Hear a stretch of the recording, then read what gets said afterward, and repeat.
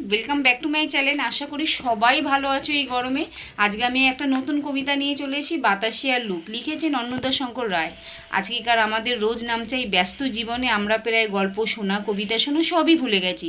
তো আজকে আমি এই কবিতাটা পাঠ করে শোনাচ্ছি, শোনো। আশা করি তোমাদের ভালো লাগবে। ভালো লাগলে লাইক করো, কমেন্ট করো, শেয়ার করো। চ্যানেলটায় নতুন হয়ে থাকলে চ্যানেলটাকে সাবস্ক্রাইব করো প্লিজ। যেরকম আমি এরকম নতুন নতুন কবিতা নিয়ে তোমাদের সামনে হাজির হয়ে যাব, আমারও খুব ভালো লাগবে। চ্যানেলটাকে সাবস্ক্রাইব করো প্লিজ। চলো কবিতাটা আমি পড়ছি, আমার গলায় তোমরা শুনতে থাকো। 6টা ওই 20, ট্রেন ছেড়েছে শিলিগুড়ি, ডিং ডিং ডং, ছাড়িয়ে গেল কার্শিয়ং। ঘুম ঘুম ঘুম, এবার বুঝি এলো ঘুম, টিং টিং টিং, ঘুম থেকে যায় দার্জিলিং। ইয়া ইয়া ইয়া, এটা কি সেই বাতাসিয়া? চুপ চুপ চুপ, সামনে বাতাসিয়ার লুপ।